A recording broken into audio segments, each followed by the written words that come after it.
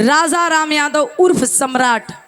अब केथुआ के सम्राट हुवन एक नहीं कह सके, बिराहों में आजकल सम्राटे चलत हुवन, हर जगह सम्राटे के चर्चा बा। अभी केथा का सम्राट हुवन एक एजनी हाँ शानदार 21 रुपया के आशीर्वाद, बहुत बहुत प्रणाम हो, आशीर्वाद के प्रतीक्षा बा। हमारे रमेश भैया कहलन कि बिरहा ये हो जाए 10 बजे तक, हम पहले बताई दे कि बिरहा हो जाए अर्धरात्रि तक, पक्का अर्धरात्रि तक जाई। 10 बजे तक 11 हम बजाई, 12 बजेंगे हमारे चच्चा। अब बिरहा हो 4 बजे तक। तोहर बाबू गई है का? अब तोहर बाबू गई है 4 बजे तक।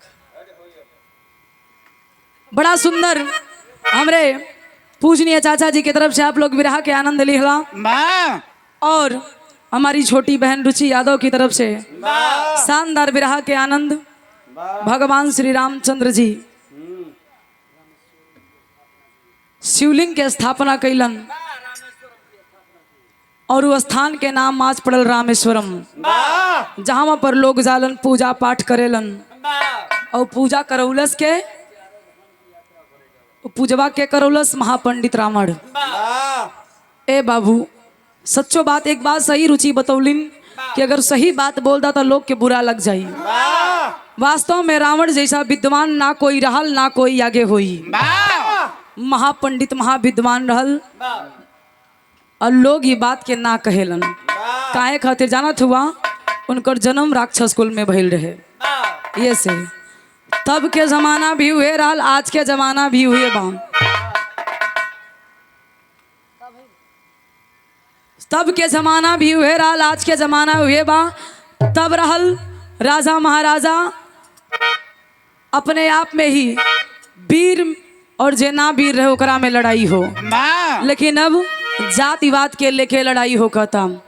ब्राह्मण क्षत्रिय पंडित अहिर गडेरिया पासी चमार धोबी धरिकार ये आपस में लड़त हुवन।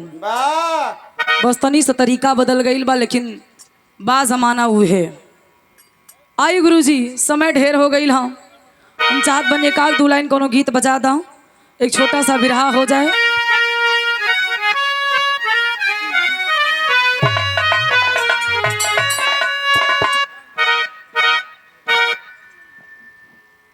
अब रुक जा बना ले भैया, बना ले तब खुद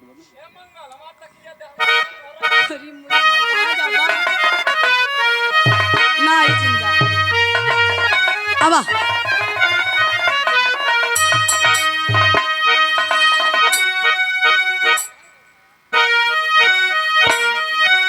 ओहो बहुत अच्छे, क्या बात है, जियो जियो।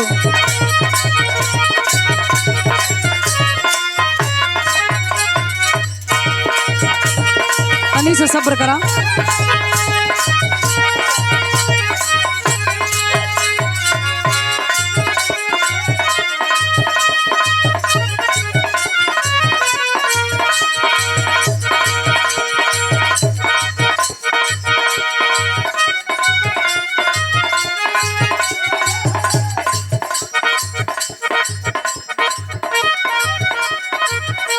और ये देखिए समाजवादी के सिपाही बड़े भैया कमलेश यादव भाई की तरफ से शानदार 101 रुपया के आशीर्वाद।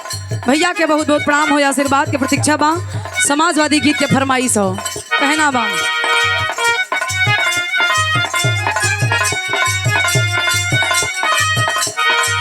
कोनो लड़का कोनो लड़की से मोहब्बत करे, लड़कियां कहलस कि पहले हमार डिमांड जान ला तब हमरा से प्यार करा। प्यार करल इतना आसान बात नहीं खेबा। उ लड़की कहा था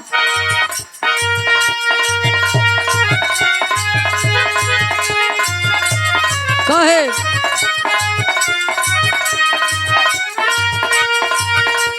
लड़की समझावा था, लड़का से कहा था ओहो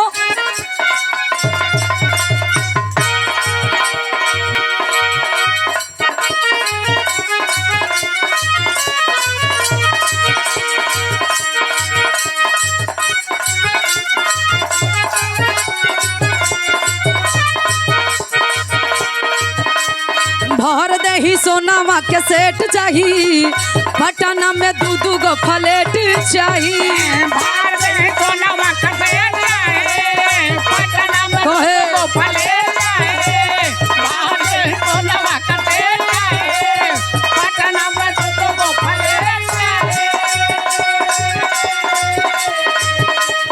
भर दही सोनामा के सेट चाही पटना में दू दू गो फ्लैट चाही लइका कहता तू जवन जवन कहबू हम तवन तवन करब बाकी तोरे खर्चा से हम भागल ना है आ यदि हमारा के छोड़ के भगलू तो याद रखिए हम संतोष पागल रही मारा बेटा फैट लहू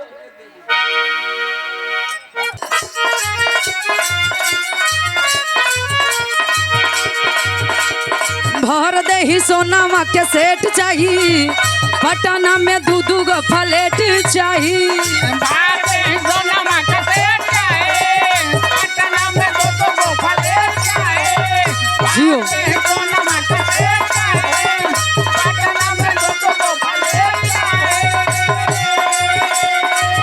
लइका कहे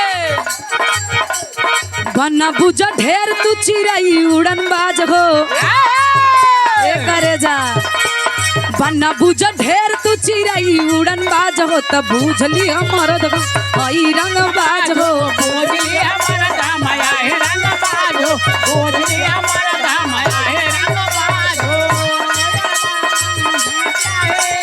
पटना में दो दो को फ्लैट चाही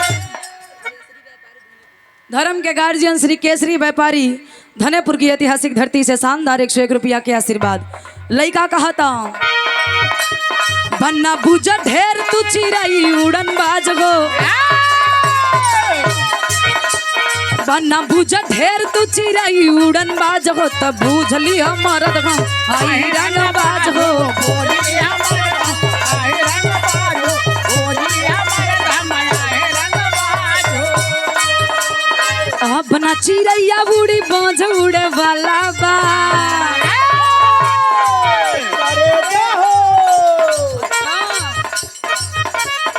अपना चिड़ैया उड़ी बाज उड़े वाला बा राज कर सोना हो माहौल बदले वाला बा राज तेरा जोड़ा हो माहौल बदले वाला राज तेरा जोड़ा हो माहौल बदले वाला राज तेरा जोड़ा हो माहौल बदले वाला कोनो लइका कोनो लड़की से प्रेम करे कहे जब जब तू नीली कलर के साड़ी हरियर कलर के साड़ी पहने लू ना तब मन मारा विचलित होला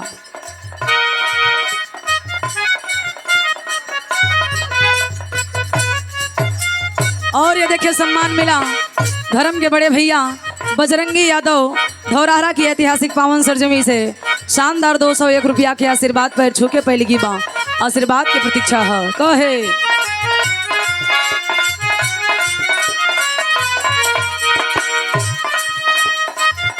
हाय हाय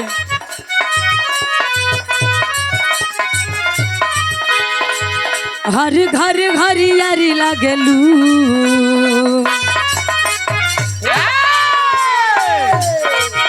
हर घर हरियारी लगलू सोना सड़िया में परी लागलू हर घर हरियर लागलो तोरा परिया परी लागलो हर घर हरियर लागलो तोरा परिया परी लागलो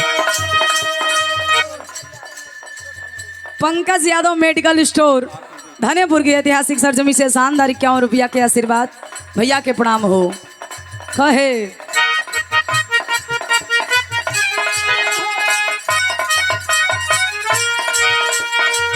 काली के सिया के जोड़ा नहीं खे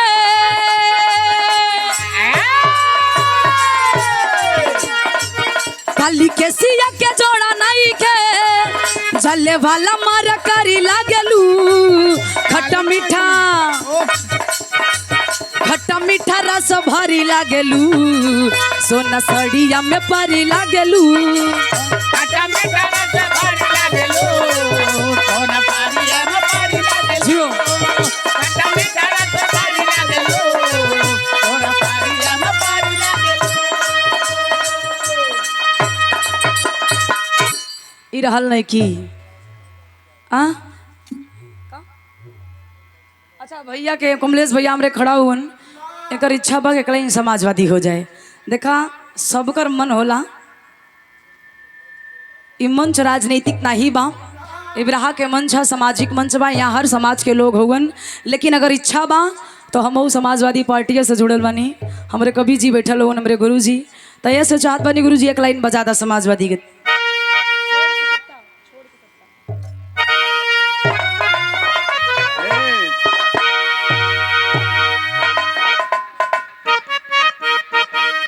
जियो जियो बहुत अच्छे।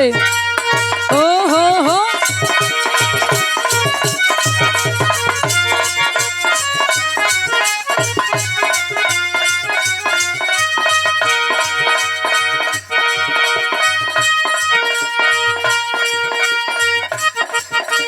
बहुत अच्छे।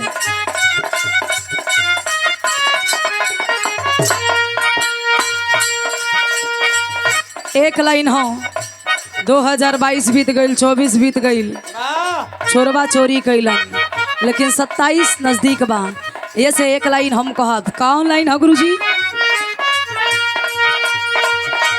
छोड़ के सत्ता भगेंगे योगी,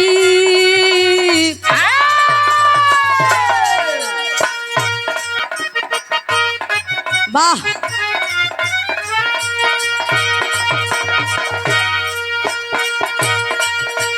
छोड़ के सत्ता भागेंगे योगी, फिर न लौट के आएंगे। छोड़ के सत्ता भागेंगे योगी, फिर न लौट के आएंगे। जियो छोड़ के सत्ता भागेंगे योगी, फिर न लौट के आएंगे।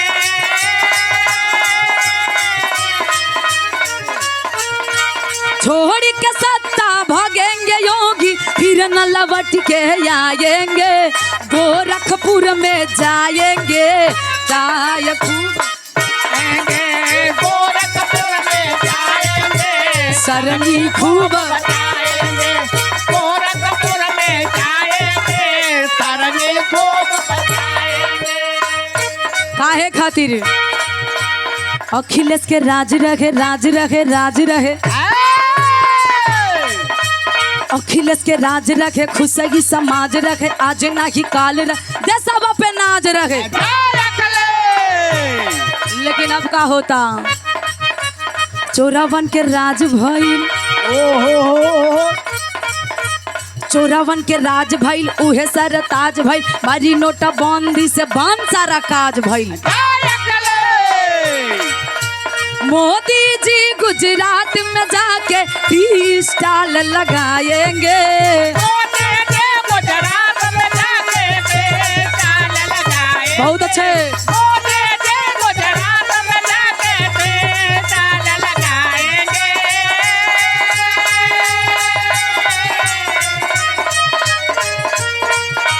मोदी जी गुजरात में जाके टी स्टाल लगाएंगे। केतली नहीं मंगाएंगे, चाय खूब पिलाएंगे। केतली नहीं मंगाएंगे, चाय खूब पिलाएंगे। केतली नहीं मंगाएंगे, चाय खूब पिलाएंगे। बस एक लाइन, ज्यादा नहीं।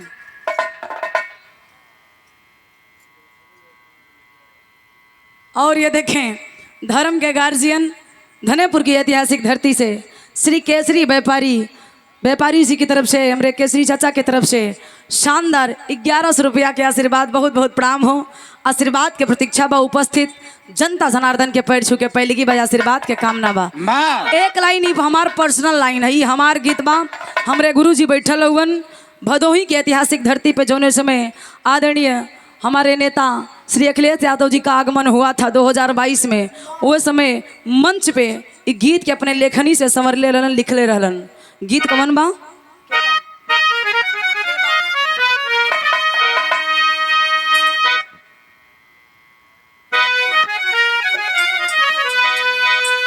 वाह,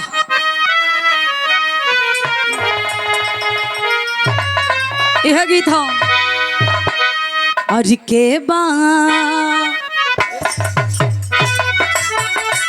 बहुत अच्छे, बढ़ जा, अब सही हो।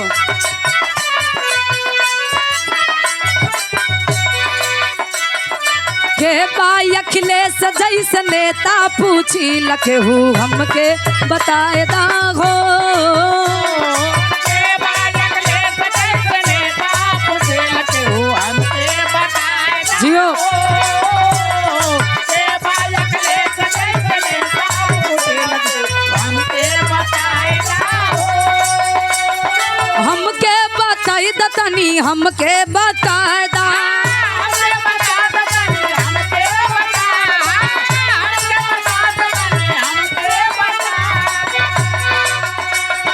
हमके बताई दा भैया हमके बताए दा। के बाई अखिलेश जैसे नेता पूछी लखे हूँ हमके बताए दा हो। के बालक ले सजैसे नेता पुछिल केहू हमके बताए दा हो। के बालक ले सजैसे नेता पुछिल केहू हमके बताए दा हो। के बाई अखिलेश जैसे नेता पूछी लखे हूँ हमके बताए दा हो। क्वालिटी है क्वालिटी बा कवन सही हो। यूपी में खोले थे योजना की पेटी। योजना खोले थे योजना का पेट। योजना खोले थे योजना का पेट। रखे खुशहाल हर घर के बेटा बेटी। अरे खुशहाल है घर का बेटा बेटी। अरे खुशहाल है घर का बेटा बेटी। दुनियाई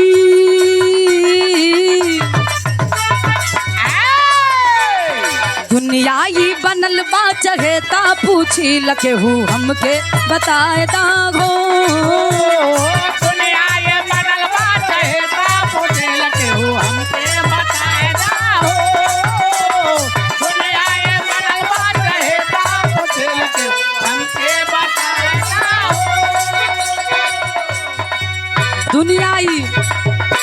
दुनियाई बनल बा चहेता पूछी लखे हूँ हमके बताए दा हो।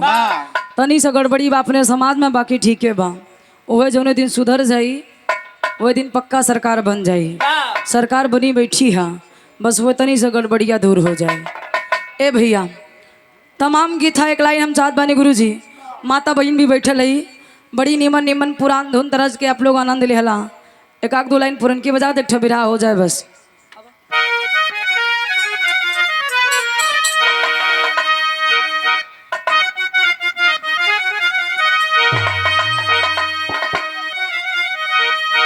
स्वर्गीय जनाब हैदर अली गुरुजी एक लाइन गौले रहलन। कौन गीत था गुरुजी?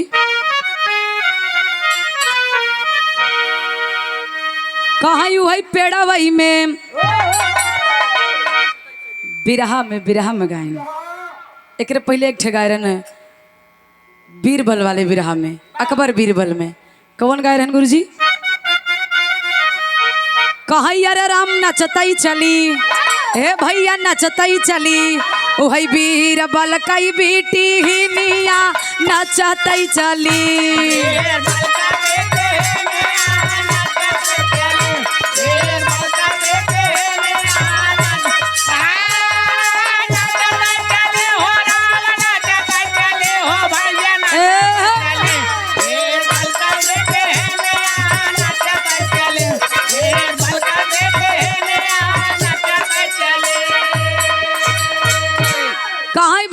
कई बेटी हिनिया नचतई चली। इस भाव को समझते हुए पंकज भैया मेडिकल स्टोर वाले धनेपुर की धरती से 51 रुपया के आशीर्वाद बहुत बहुत प्रणाम। बतनी शहर बदल के गौलन का गौलन कहा वही पेड़ा वही में हाय पेड़ा वही में अरे वही पेड़ा वही में घोड़ा बाबा धावा लेनी हो दुइठे नाना जोगिया।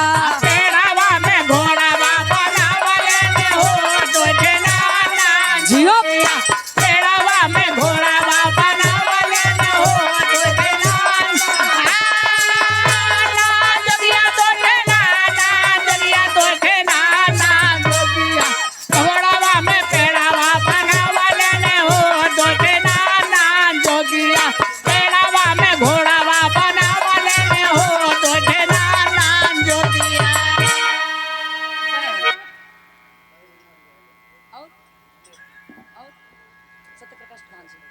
और ये देखें धर्म के गार्जियन श्री बैजनाथ यादव धनेपुर की ऐतिहासिक धरती से शानदार 501 रुपया के आशीर्वाद और हमारे प्रधान जी सम्मानित श्री सत्य प्रकाश यादव प्रधान जी के कर कमलों से शानदार 501 रुपया के आशीर्वाद दोनों गार्जियन के पैर छू के पहले की वजह आशीर्वाद की प्रतीक्षा बा। अरे भैया तू कितना तक पढ़ले हुआ हो? ए देवता कितना तक पढ़ले हुआ? 50 कैसे पढ़ा? 5 डिग्री हमरे पास। डिग्री बकौरू कुछ बा कौन स्कूल में पढ़े रहा? कौन स्कूल में पढ़े रहा? बाड़ी बाड़ी में ये कहाँ हो था? मूर्ख इंसान आंगनबाड़ी है। हम कहते पेड़वा में घोड़वा बनौले हो दूठे नान नान जोगिया। ई कहा तन घोड़वा में पेड़वा बनौले हो दूठे नान नान जोगिया। इनका मतलब समझ में ना आया होता पेड़े में घोड़ा बांधी जात है कि घोड़ा में पेड़ बांध जाते हैं। चाहे घोड़वा पेड़वा में बना चाहे पेड़वा के घोड़वा में बना। चाहे मेहरारू माई कहा चाहे माई मेहरारू कहा बात एक ही है। मेहरारू माई है ये है देखा नहीं की माई है। बात देवता बहुत सही कहा था कैमरा लगा है। ए भैया दादा गावत रहलन जनाब हैदर अली एकलाई नऊर कहाई अरे राम घुमा के गोरी मरलू अरे राम घुमा के गोरी मरलू हई ना जारी ऐसे बान हो घुमा के गोरी मरलू।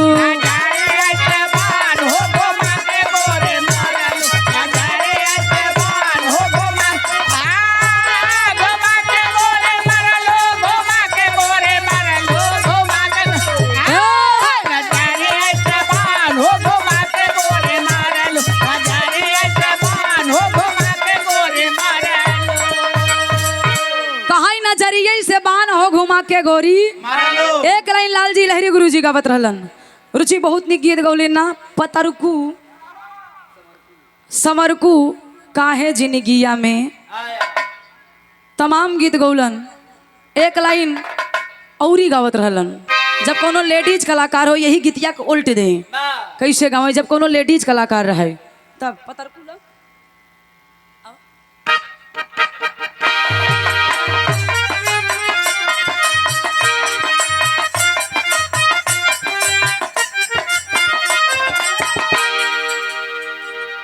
गुरुजी के रहला पे एक लाइन हम उनके मंच पे गीत के सुनले रहली लेडीज कलाकार रहे तब एक बदल के अपने अंदाज में गावत रहलन कैसे कहाई पतरका अरे पतरका पतरका पतरका पतरका कहाई अरे पतरका अरे पतरका काहे जिंदगिया में आयु पतरका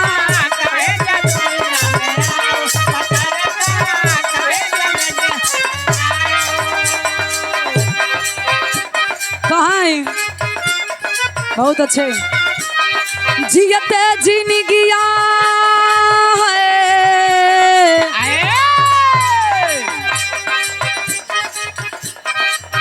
दादा गावत रहे जियते जिंदगिया में हमके मुआयु पतरकू कहे जादुइया मारिया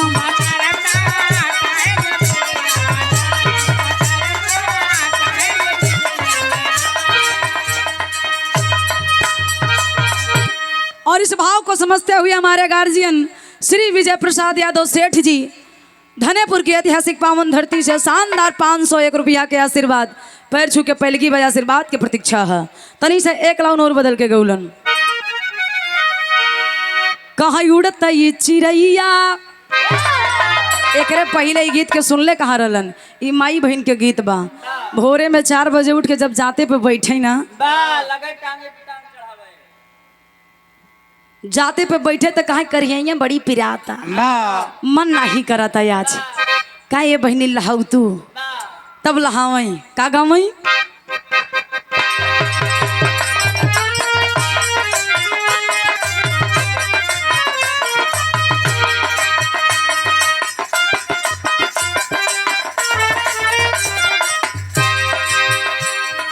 दुई मुर्गा दुई मुर्गा दुई मुर्गा बोलाई सड़किया के ऊपरा दुई मुर्गा बोलाई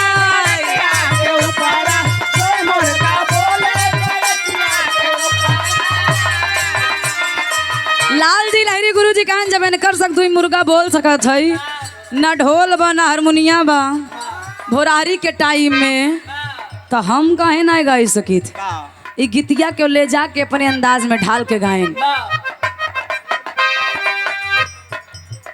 गौलन का ई माई बहन के एक लाइन और गीत है ए नन्नदो मोरी नन्नदो ए नन्नदो बही गए पीपरा तरा नदिया ए नन्नदो बही गए पीपरा तरा नदिया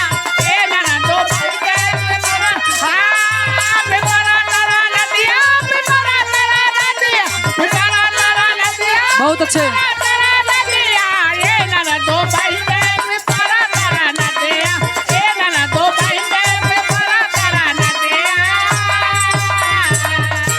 कहाँ ये ननदो बही गए पीपरा तरा नदिया लेकिन लाल जी लहरी गुरु जी गायन ऊ का गौलन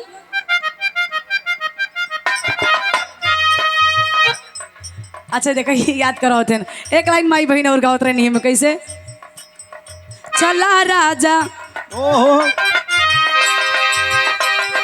चला राज मैं के नौकरिया लगवाई दे चला राज मैं के नौकरिया लगवाए दे चला राजा मैं तेरे नौकरी नौकरिया लगा दे नौकरिया लगा दे चला राजा मैं नौकरिया लगाए दे चला राजा मैं तेरे नौकरिया लगा दे तब लाल जी लहरी गुरु जी गायन का हम सुना नौकरिया ना लगवा वो हम देखा लहावत है उ गौलन उड़तई चिरैया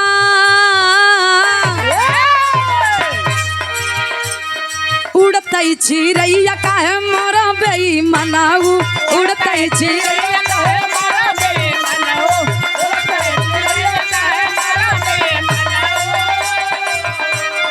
महला पे मारा तू महला पे मारा महला पे मारे तो महला पे मारा महला पे मारे तो महला पे मारा महला पे मारा दू महला पे मारा खिड़कियों के बीच खिड़कियों के बीच काहे मोरा बेईमानाऊ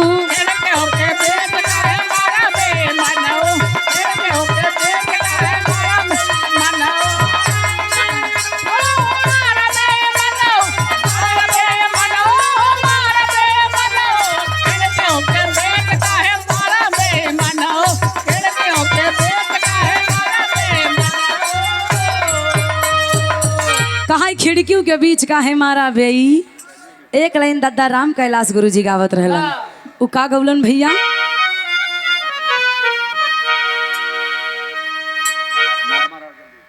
वाह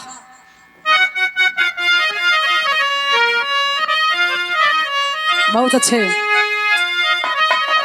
स्वर्गीय दादा राम कैलाश गुरु जी ये गीत के तब गौलन कोनो दुल्हन के दुल्हा परदेश बा दुल्हन चिट्ठी लिख लिख भेजा था लेकिन दुल्हा नहीं आवत बा एक दिन बड़ेरी पे कौआ बोली गया ननदिया कहा ए भौजी लागा तो भैया भौजाई आओ ना देखलस ताव देखलस सवेरे के टाइम में बर्तन धोवा था बर्तनवा छोड़ के भौजैया दौड़ के कहाँ उठाए दुल्हन गई घरे में मेकअप कई के बाहर निकलस ओहे गुलाबा में अंगूरी डाय के दुल्हन पेरत बा दुल्हन पेरता जैसे धर्म के गार्जियन विनोद यादव कोपा की ऐतिहासिक धरती से शानदार 201 रुपया के आशीर्वाद पैर छुके पड़ी की बा आशीर्वाद के प्रतीक्षा हो विपुल यादव भाई की तरफ से धनेपुर की ऐतिहासिक सरजमी से शानदार 101 रुपया के आशीर्वाद भैया के प्रणाम बा दुल्हनिया बाहर निकलस मेकअप कई के ओहे गुलाबा में अंगूरी डाई के दुल्हन पेरता दुल्हन पेरत बा जैसे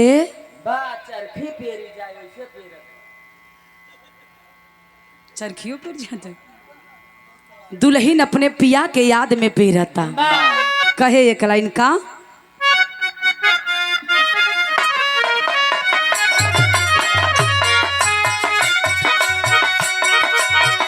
आजू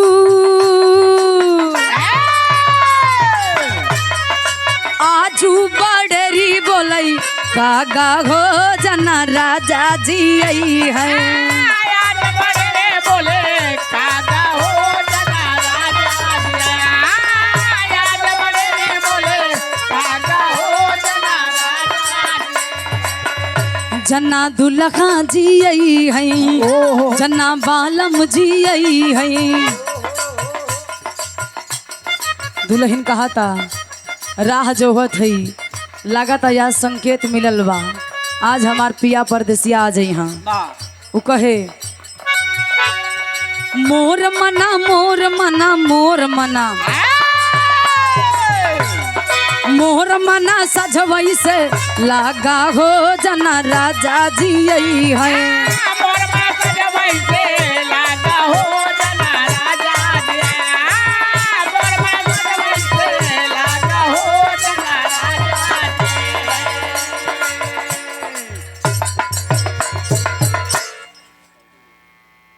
समय ढेर हो गई हाँ धुन तराना जितने गाई उतने कम बा एक हम छोटा सा बिरहा मात्र 10 से 15 मिनट के 10 से 15